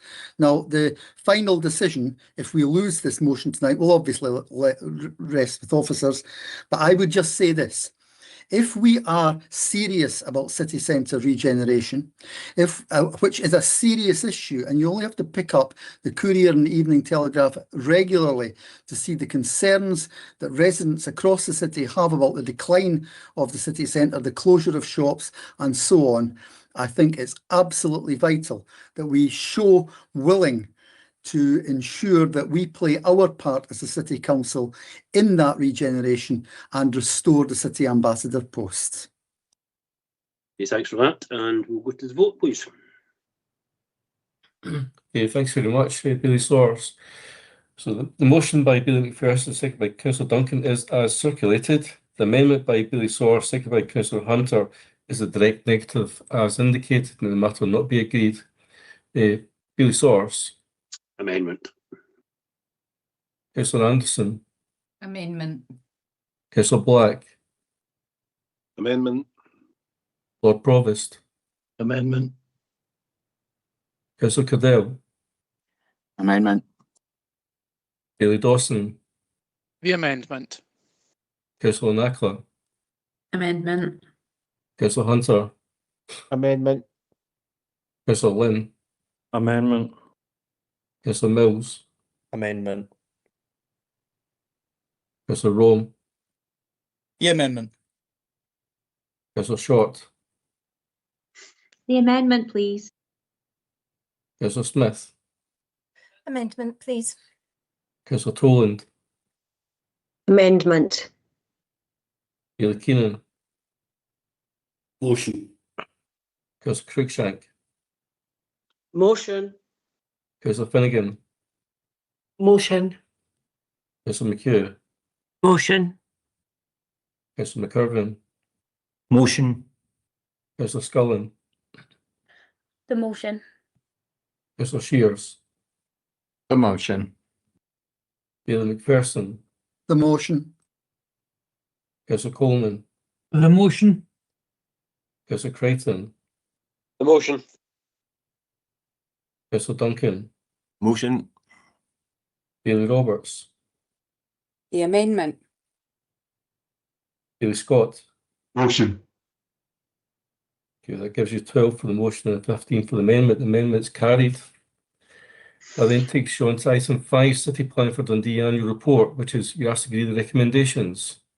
Okay, so this is the third annual progress report on the city plan for 2022 to 2032. Focuses on a small number of priorities and sets targets which are reviewed annually. Overall, there are 30 performance indicators in the city plan and 22 of them have improved when compared to the previous year. The plan contains ambitious targets and 14 of 30 indicators have met or are within 5% of the target. So I think Councillor Duncan, I think you were first, please. Yep, thanks, Convener. Yeah, I mean, there's some welcome areas of progress here, so that's all to the goods. But I've got concerns around some of the areas noted in 5.3, for example, which are furthest away from target, with no improvement. And it's quite concerning given that these have actually been highlighted before. I'm looking to officers to give me some assurance about the additional actions that are needed and will be taken to turn these around. I mean, I would particularly highlight the number of vacant business units in Dundee city centre has risen again. I think that's been in the press recently, etc. The figures reveal 1 in 5 are lying empty, where 19.8% of all units in the city centre are vacant, which is up from 17.7% when the figure was reported in 2023-24. Now, obviously, we all know that the council doesn't own all these properties, but I'm really looking for officers for some concrete examples as to how the officers are actually trying to turn the situation around and attract people to actually move into some of these empty properties. Okay, I'll come to Andrea in the first instance, and then I'm not sure if there's anybody from City Development on the call who can maybe go into a bit more detail. Yeah, I suppose just in general, I would say that all the areas for improvement will be remitted through the council leadership team, but also to the strategic leadership groups for each of the 3 priorities. So some of the discussions about what else we can do will be happening in general about those. I would probably bring in the Exec Director of City Development, Robin Presswood, just around the vacant vacant units in the city centre. Robin, please.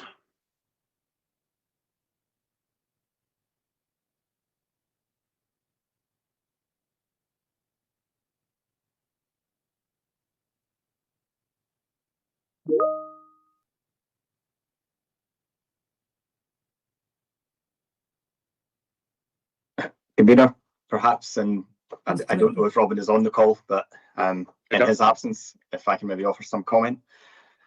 I think members are aware that the City Centre Strategic Investment Plan was approved, I think just over 2 years ago, that identified a number of actions to improve the situation in the city centre. Within that, there's a recognition that one of the challenges the city centre faces is that there is an oversupply of retail floor space in terms of the demands of today. We have a situation in the city centre, I think, which reflected retail trends in the early part of the 21st century rather than where we are today with the growth of online retailing, out-of-centre retailing. So the city centre strategic plan does promote alternative uses for some of those units which were previously in retail use.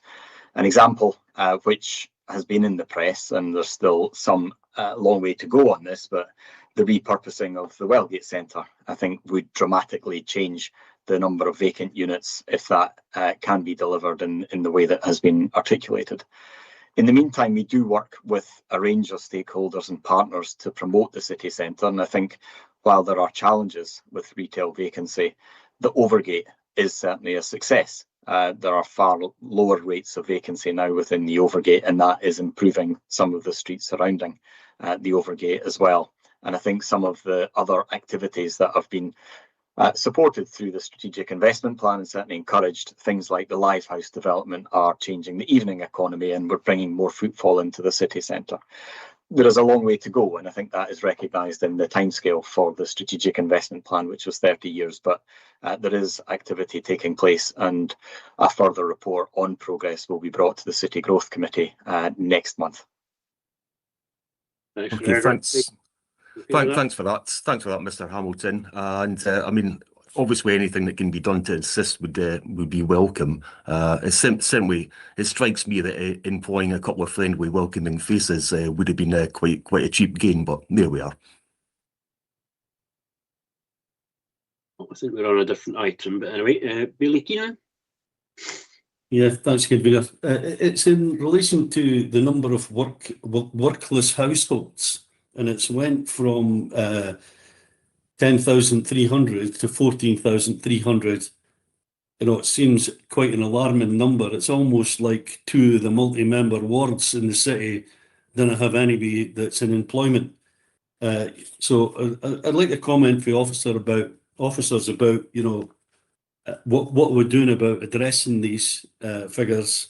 You know, is that still the case? I realise that the figures are a bit dated. It's just, you know, first time I've seen them, it's quite alarming that that's the sort of level of unemployment in the city, especially when we look at sort of someone that might need a network flat and having to pay 3,340 odd quid on a 5-week month.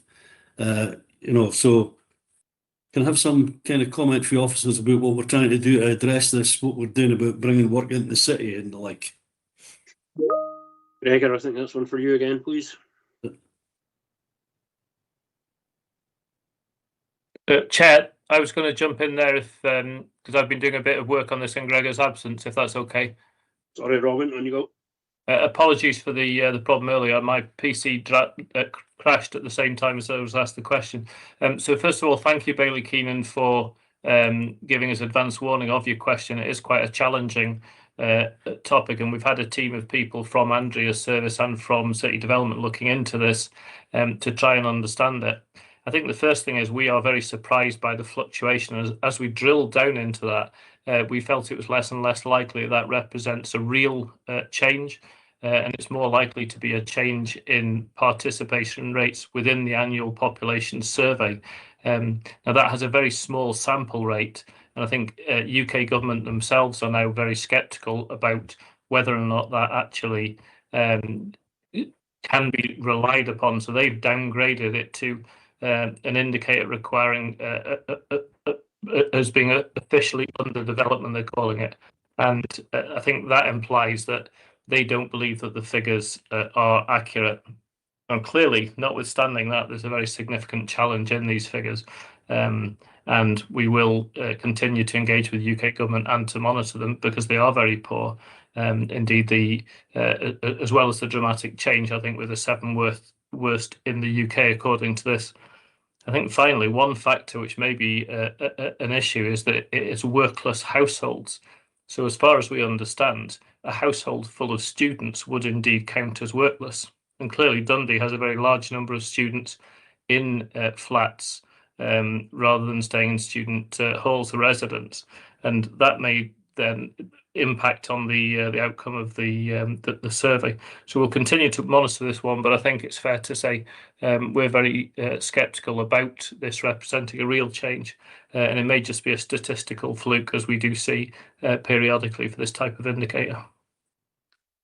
Well, it might be useful if Mr. Presswood could issue something once he's substantiated the figures, and you could perhaps bring something back to council or indeed keep councillors informed of the situation. It does look pretty alarming when I look at these numbers.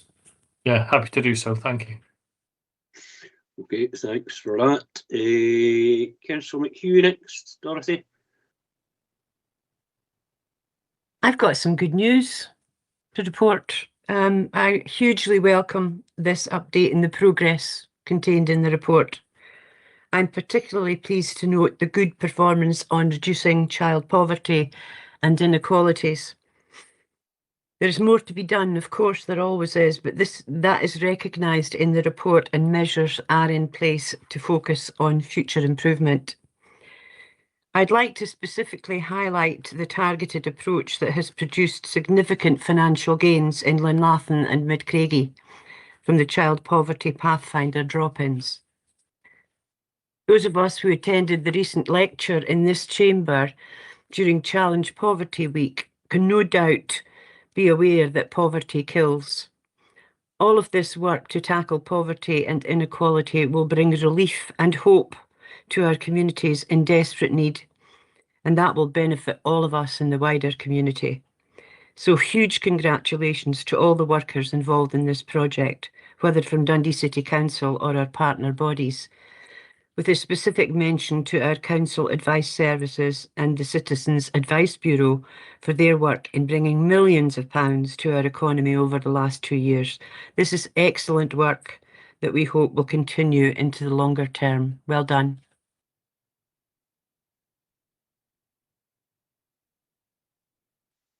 You're on mute, Convener.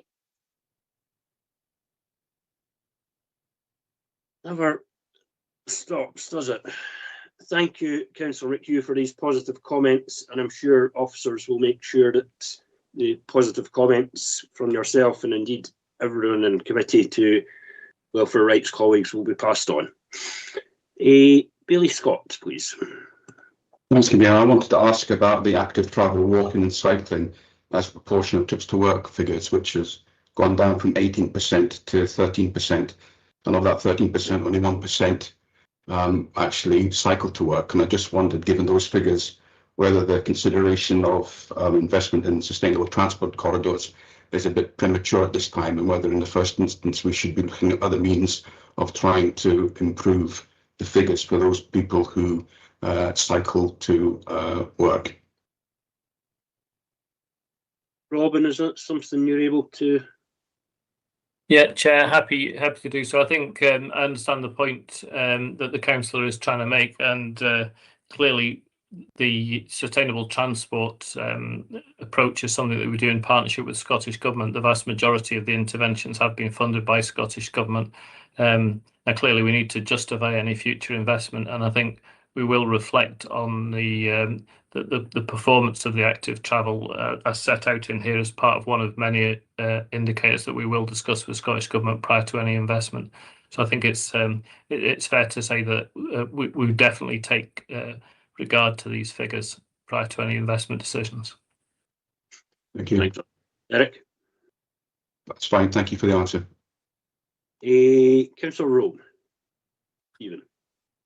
Thanks very much, Convener. There was a number of things I was going to say that have been very ably answered by officers.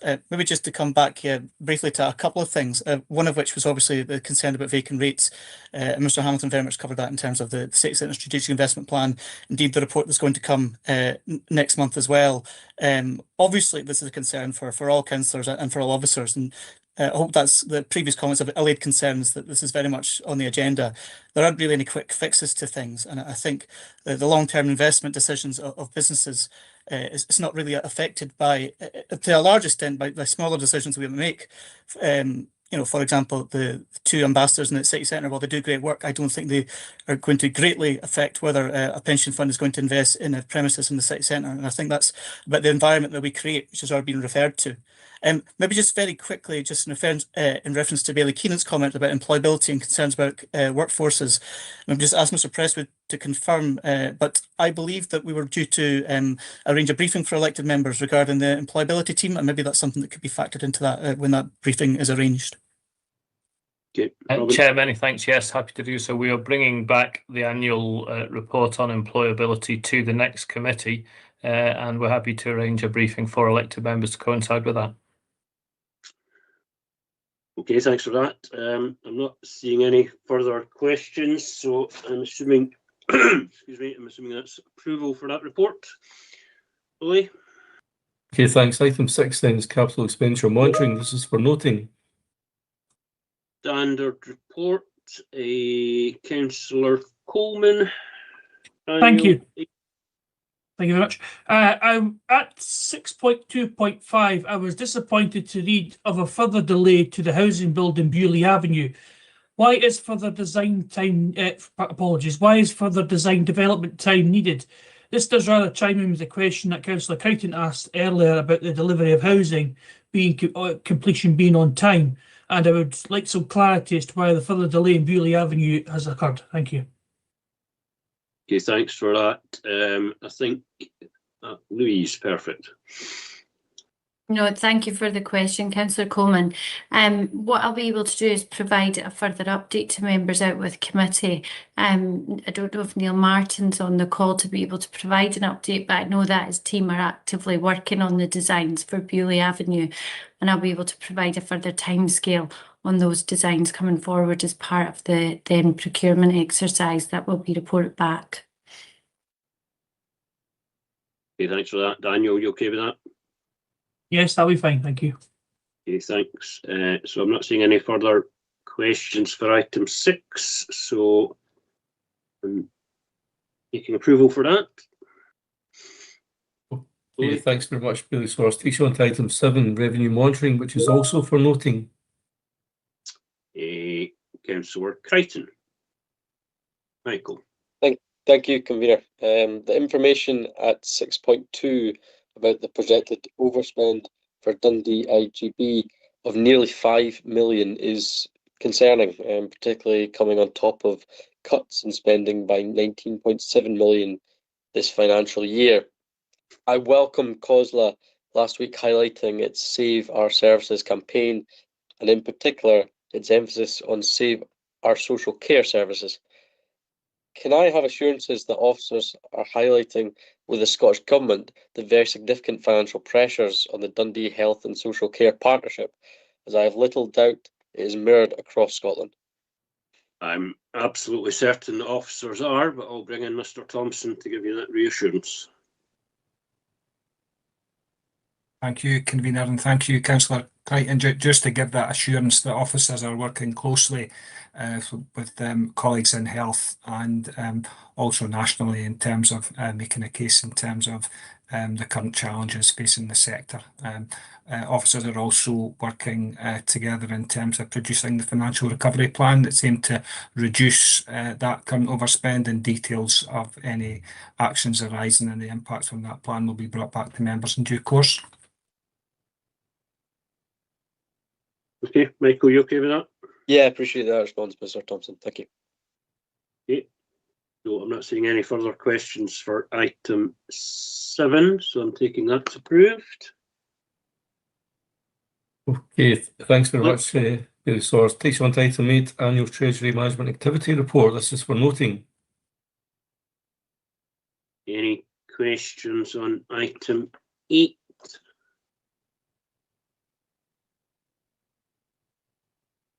Not seeing any questions, so I'm taking that as noted. Okay, thank you. Item 9 then, before you draft Gaelic language plan, you're asked to give the recommendations. So this report presents the draft 3rd edition of the Dundee Gaelic Language Plan for 2026 to 31, provides an update on progress achieved in Gaelic development in Dundee during 21 to 25.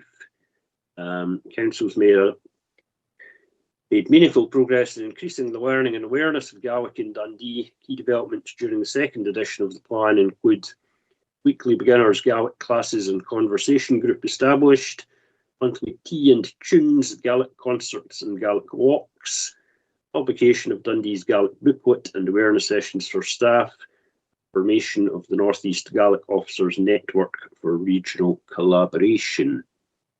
Any questions or comments on the Gaelic language plan?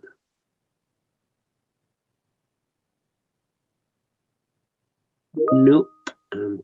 Oh, Sorry, I was out to Deputy or Provost, but Councillor Cardell. Yes, not anymore, Chair. Thank you. No, it was just a comment. You know, obviously welcome this and the good work that's going on, but it was just a comment. I mean, the introduction by Councillor Flynn, I wonder if that could have been bilingual, maybe for future note. That was all, but I do welcome the report and the good work that's been undertaken. Thank you. Andrea? Yeah, just to say that the draft plan, we don't do bilingual. We wait until we've got the final plan, and then it will be, and it'll all be communicated on social media as well, and a bilingual press release and everything like that, and just because of the cost of it. Okay, thank you. And Councillor Cardell, you might be called upon if there's any Gaelic medium inquiries to the plan. Yes, you are. Okay, taking that's approved. Moving on, please. Yeah, thank you. Item 10 then before is Dundee's UNESCO City of Design designation report, which is for noting. So this report provides an update on the evaluation of Dundee's quadrennial membership monitoring report of 2020 to 2024 to UNESCO. Provides an overview of the proposed strategic plan of Dundee City of Design designation for the period 2026 to 2029. Billy McPherson, I think you've got a question. Yeah, thanks, Convener. I think this is an extremely positive report and lists a whole load of very positive activity. I had a specific question. I'm happy that officers come back if necessary. It's regarding the information on page 159 about Photo City Photo Walks, which was the project to capture Dundee from a photography perspective in 2024.